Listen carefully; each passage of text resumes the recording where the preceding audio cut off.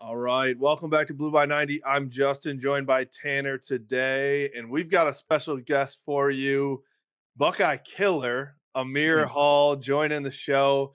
Amir, appreciate you joining us today, man. Appreciate y'all for having me. How y'all doing today? Doing great, man. Doing great. So, I know we unfortunately had to watch Ohio State just win the Natty on Monday, but a lot of chatter going on still. At the end of the day, they still can't beat you guys. So what does it all mean? You know what I mean? Pretty much nothing. Ain't really too much. I don't know. Have a comment on them winning that. That's a good situation for them. Congrats to them. But yeah, 13-10. That's what we got to say about that. Yeah, shit. Well, Amir, I want to ask you, man. I mean, you entered the transfer portal. You were, stand out at Albany. What drew you to come to Ann Arbor to play for Michigan with with Sharon coming into his first year and a lot of new faces on the coaching staff, which I'm sure for you that didn't matter much because you were only here for one season. But what drew you to Michigan, and what was it like playing for Wink Martindale, for Coach Lamar? Like, what are those guys like, and what was that experience like? Just to start off with your first question, just the opportunity to come here and play at the high level. So you see, we had two back-to-back national champions from the Big Ten. So it's obviously the highest level of football and college football. So just the opportunity to play in a conference like that, and then playing at University of Michigan is a once in a lifetime opportunity. So once I got the call from my coaching staff at Albany that Coach Morgan reached out to me, I came out here and took a visit out here, and I love every second of it. And I was instantly drawn to this university and kind of made my decision pretty easy. My family got to see the school and they were on board, so it was a good deal. And then just playing in this defense with Coach Wink Martindale, it prepares you a lot for the next level. Just seeing different things, how he sees things from coming from NFL and playing at this level. It's just different, you know. I haven't played in the NFL scheme yet, so just being able to play in that system this season really helped me a lot and overall impacting my game. And so you took the jump from, Albany to the Big Ten.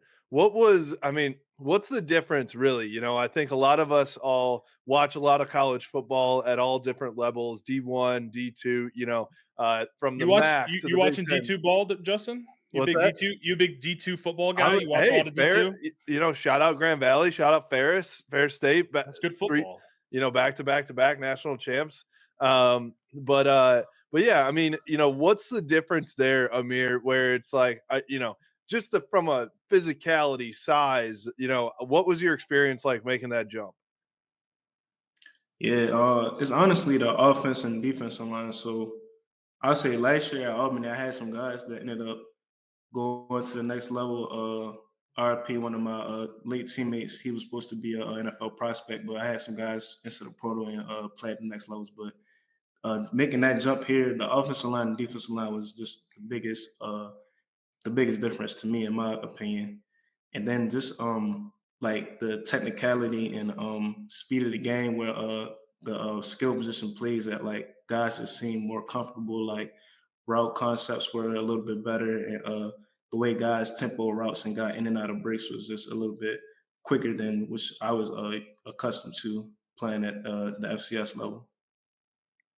What was the biggest difference off the field? Was it the facilities? Like, obviously playing in front of 110,000 is probably a little bit different than any other place in the country. But like, what was the biggest difference? Not necessarily on the football field. Yeah, I would say that's another thing too. So a lot of guys like you have a lot more time for football and like just taking care of your body, the facilities, like you said. It's like a lot goes more into that. We have more resources around us here at this next level. And then with the school aspect, more resources as far as that, with like guys getting help with classes and stuff like that. Like those things are all important with trying to be an overall student athlete. You know what I'm saying? I had to just put up 13-10 on the banner here on our YouTube. So we'll just, keep reminding the people. But yeah, you came into a defense that, had won a national championship, right?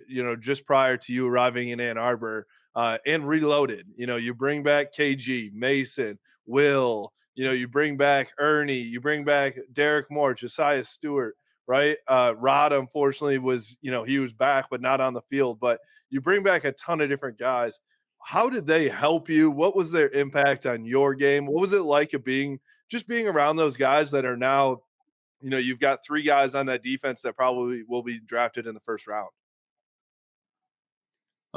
Just the experience that those guys had, man. Like they've been in it for years, so they know what it looks like. They know what it's like to win at that level. Like they're just coming off a national championship, so they had that swagger about them. They have that just that like the experience that goes into winning games, like those type of games, and that was big for me. Just trying to like just lean into that culture coming up from a level where we didn't play those type of high level games like where it's 110 people watching, but it's a million people watching off the field, like just watching back on at home on TV. So it's a little bit different, but those guys definitely poured into the whole defense.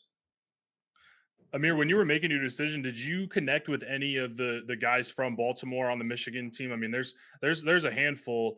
I don't know what prior relationships you had with those guys coming up through high school, but was there anybody in particular that maybe you reached out to that was on this team that you kind of looked to and they gave you some good insight about coming to Michigan? Honestly, not necessarily, but once I was on board, I know like I connected with D Moore. Like as soon as I got here, like he reached out to me. I knew who he was from back at the crib. He played at my rival school, St. Francis. They had we actually had to stop playing them. It was my the last year we played them was my sophomore year, and that's a whole nother story. But What did it uh, get? Did it get too much, like too much going on, or what? so basically, St. Francis they had came in, and you guys know Biff Posey. He was a Michigan Yep. guy. Yeah, he came in. He brought a lot of guys in, and that program took off basketball and football wise. So after a couple years, the MIAA they just hadn't seen like success at that faster rate. Like it didn't become as competitive as it was for the previous years. So they decided to move them from our conference, and then they just had to go on the national schedule, which was Gotcha. it Okay. wasn't fair to us, and it wasn't fair to them at the same time. Like we Right. wanted that buck, and it wasn't fair to them for them to be kicked out of the league. But So was D Moore giving you some shit like, oh, you can't even stay with us, right? Like you can't yeah, even play with us. you already know. Amir, That did you guy. play against Blake Corum in high school? Uh, no, he wasn't at St. Francis Okay. yet when I knew he like yeah, transferred. I didn't know the timeline of that though. yeah, he had got there the year after. All right, let's talk about the game. You guys go into Columbus. I think I want to start with just the entrance. We've talked about it. We've all seen the video. It is electric of you guys coming out. I mean, what's that feeling like? You've obviously been in the big house. You've played in a bunch of different, huge stadiums, right? But for the first time, you're coming out into a sea of red where you guys haven't had the season that you would hope to, right? You're sitting at, 7-5. They're out for blood. You know that. They're fans. We see Jack Sawyer talking shit, before the game as you guys are coming off. Walking out into that sea of red, knowing that they're out for blood, and you guys are, you've got a team of 100 guys, and there's 190,000 that want dead essentially, right? What was that like? I tell you like this, and like that's what sparked it honestly for me. And you could ask probably anybody else on the team. Like when they do that little standoff before the game and stuff, where they watch us go into the locker room, and it's kind of like a intimidation factor. I feel like that kind of sparked it off for a team.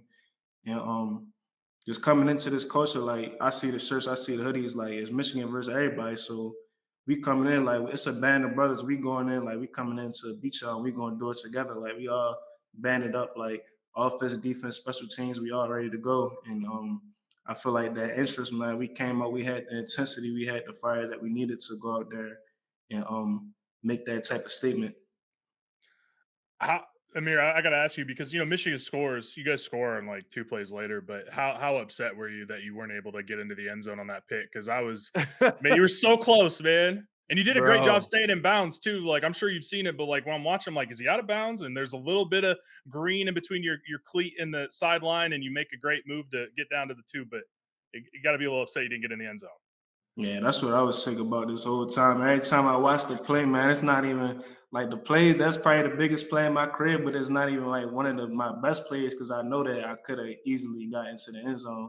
But I'm just focusing on trying to stay in bounds and secure the interception. That I ain't focused on the final task. Like, man, And yeah, it was, I mean, my bad. it was one of those things where you're like, go, get in, get in. But thank God, you've got Max Bredesen, Kalel in that offensive line that can help you out and punch it in. But you guys, all right. So Will doesn't play right in this game, and so obviously he hadn't played in quite some time at that point. But he's one of the best corners in the entire country at that time. So you're down one of your best assets, but and Ohio State has an unbelievable receiver core, right? There's no way around it. I'm not going to discount what Yeah, they've no got. problem. Jeremiah Smith's unbelievable, right? Carnell Tate's, they're really good. You guys didn't back down at all, though. There was no like fear in your eyes at all. What was your guys' mindset? What did you talk about going into it? Like, all right, yeah, they can make plays, but we can too. Yeah, so we obviously knew that we was gonna have to win. First of all, shout out to our D line. We knew that we was gonna have to win up front first, and then it was our job in the back end to just basically challenge the receivers all game, really. Whatever covers we were playing, whatever we had for planned out for their receiving core, we just had to go out there and challenge them, and like that's what we did for 4 quarters. I feel like at the beginning of the game, we kind of started off, especially with myself. I had to fill the receivers out first, gauge their speed, the physicality of the game, their game plan, what they wanted to do as far as trying to get them the ball. But I feel like after the first 2 drives, we got a good feel, and then we started playing like free from there. Yeah, man. What was that feeling like when you're up 13-10? I think it was what 45 seconds left, and you've got to make a stop. They got no timeouts, and you go 4 and out. I mean, four what incompletions, or I think there was one completion right at the sideline. What's that feeling like when you realize, man, we just had a huge upset as Justin has unfortunately I think fallen off here. Yeah, good. But I'd probably say like that's the situation that you dream of. That's the situation that you want to be in when you're going into the game. Like the game is in our hands, and like the way our team was this year and the way that we played football, like we want to have our defense out there to win us the game, and that's the situation that we were in, and we just pinned our ears back and was able to get the stops that we needed, and it felt good just knowing that that was in our hands that we could come out with that W. Yeah, well, look, man. I mean, I was losing my mind. I woke. I have a 6 month old. I woke her up. My wife was a little upset, but I woke her up probably 6 times that game. So, we Yeah. certainly here in the Michigan faithful really appreciate that win. I wanted to ask you, Justin. Feel free to hop in here. I don't know what happened. Sorry, Technical difficulties. my internet literally just like completely dropped off. So sorry, we're back though. Yeah, no, I was just asking Amir what it was like after the game, and Amir, did you have any anything spray in the wind get in your eyes perhaps on the field after the game, or were you far enough away from that to not have to deal with any sort of pepper spray? Yeah, no, I was good, but it was just like unfortunate to see some of my teammates deal with it, and like I didn't really know what was going on. So like afterwards, we got into the locker room, guys trying to like get undressed after the game, and they got just like fiery eyes and stuff like their eyes are just all messed up and stuff. So that Yeah, was an unfortunate situation right there, but yeah. We that's what it is. we talked to Gio El Hadi, and he let us know that he had some spray in his eyes, so it was pretty rough. But Dominic Zavada, I guess the kickers were far enough away, man. They didn't really get into the scrap, so they didn't have to worry about it too much. Yeah, nah, can't get some vibe out there, man. Nah, that's the ticket. That's the ticket right there. Yeah, I mean, going back to like during the game, one thing that we talked to Gio about that we loved was just at what point did you know that they were tight, that they were scared, that it was like, because I think that the switch in the past few years, obviously even before you were here, was that it used to be, before 2021, Michigan players, Michigan fans didn't really truly believe that they could win that game. And it's really flipped in the last few years. And even this past year, right? There was a moment during that game, even though they probably thought they were the better team, right? On paper, they're the better team. But there was a moment where it was like, they're thinking, oh shit, can we not beat this team? Is this like, how is this going to go the way that it's gone? And so, was there a moment for you that you were like, oh man, I can see it in their eyes. They don't have it today. They don't think they can beat us. It's going to sound weird, but Coach Moore said it in the locker room, and like it made sense. It didn't click to me until after the game. So uh, I remember. I don't know if you guys remember. It was a drive when they missed the field goal. It's like right after I think Will Howard went down, and he had came back in the game. It was a 4th and 1, and they Yep. got in that little wishbone formation with the 3 backs. And instead of going, it was like 4th and inches or 4th and 1. They came out and they didn't go downhill. They didn't go come straight as they went outside. They went wide zone. One of them came to the outside and they came in with the tight formation. So I feel like that let us know like the type of team that they were. Like, the way the brand of football we play, like we're smash mouth, we're gonna run it down your throat. We're gonna get the tough yards. We're gonna get every last inch of each play out of it. And they didn't do that, man. They took the easy way out. They took the path of less resistance, and that let us know that like just coming in, you see in our locker room, our facilities, like what are you doing today to beat Ohio State? Like that just let us know like the type of brand of team that we are, and the type of brand of football that we play. So did Coach Moore say something like that before the game or at halftime? Did he say No, like, no, it was just afterwards, like like during halftime, he yeah, pointed that out, and like it all makes sense. Like it all makes sense, like the type of team that you're playing against. I Yeah, like I it. mean, most genius coaches wouldn't run at Mason Graham or Kenneth Grant or Rayshon That's Betty Exactly, or true. Derek exactly. Moore, Josiah Stewart. I can go on and on. Well, Justin, I want to ask him about the Alabama game, man. I got a lot of questions about that because it looked Yeah. like a blast. How was that rain? Like you guys were thriving in it. It looked like Alabama players wanted to be anywhere else. So how was the rain? Second part of this question: how gross was it? Like when it got hot and humid after you dried up and you're just just disgusting. I can only imagine. Uh, man, it was a little frustrating to like having to come back out and play after the field conditions not the best. People slipping up and it's so muddy outside, and like you just know that you're gonna have to get dirty for the rest of the game. Like you see Jordan Marshall, he making like 20-yard runs. He getting up, he got mud all over his jersey and stuff. Like He was it's like, brown. Like he was straight yeah. up brown at that point. You feel me? Like it's like yeah, like you just gotta play in those conditions. But I feel like that's what made us tough. And like you said, I feel like the first 3 drives of the game, like defense and offense, like we like definitely imposed our will, and like we let them know that like we was here, like we didn't care like what the weather was, what the conditions was. We was just here to win the game. I mean, that's something that going back to, you weren't here for this, but 2021, Michigan fans know in 2021, the Nebraska game, right, was kind of the start of that, and the Wisconsin game too, where, they played jump around at the Wisconsin stadium. Well, Michigan's team was jumping around even more than Wisconsin was. And I felt like you guys took that, kind of mantra in Alabama too, where it was like, you know what?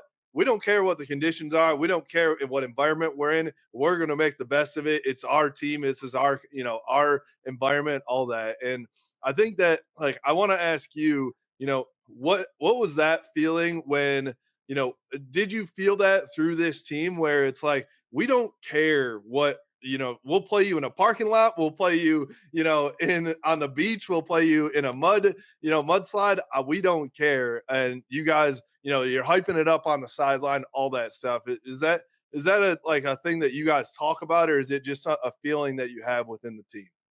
Absolutely, absolutely. We have these meetings called TCG. They're called Teach the Game, and we just talk about like what each position group can do for the team, what you can do for the team individually, and those are some of the things that we kind of pride ourselves on this trip in Tampa, and I feel like that kind of helped us a lot leading into that game. I Amir, love have you ever played defensive end before? like in like youth league or something? Because that I mean I know Yeah. it was a tight end, but that was a nice you rip through and you get the strip sack on Milrow down there. I'm sure it's I think it was still raining at that point, or maybe it had just stopped. But that ball's probably a little tougher to hold on to. But man, that was a hell of a play from a corner. I mean, normally you see a corner blitz come, nobody's picking it up, but the tight end saw you and you just beat him with a pass rush. Man, I say shout out to Coach Lou, shout out to Coach BJ, all those guys.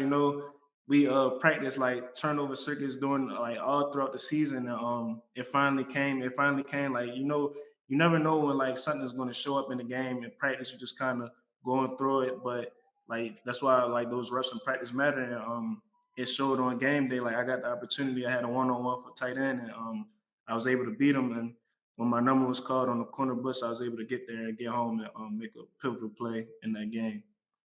I love it. I mean, what were you guys thinking too when you all of a sudden have like 3 turnovers in 4 plays? It was, I mean, Tanner and I were watching with some of the boys at Pretzel Bell in Ann Arbor, and we're like, what is going on? Were you also like, what is going on right now? I ain't gonna lie. I thought it was over with. I'm not gonna lie. I thought they completely laid down. Shout out to Alabama for real, because they ended up making a little run there. They took us to the wire, but I thought they was gonna lay down from that point. Like we had 3 early turnovers, like the first couple drives. So I was like, yeah, it's over. Like they don't want to be out here. Like they just here for the vacation. Nothing Hey, like you had the last Tampa, word right? there. For sure. Yeah. So all right, well, we'll end it with this. You're preparing for the next level, preparing for the NFL draft. You were mentioning that you're still in Ann Arbor right now, prepping for Pro Day coming up here in a few months. So what can teams expect? If a team is looking at you to draft you and make you a part of their organization, what is Aamir Hall bringing to the table? I'm definitely a blue collar guy. I come in, put my head down, hard working man, and I'm just willing to do anything to help the team win. I bring a lot of different assets to the team, maturity, and just just a focus, like laser tunnel vision mindset, just coming in, just focusing on providing for my family and providing for the team in any way that I can.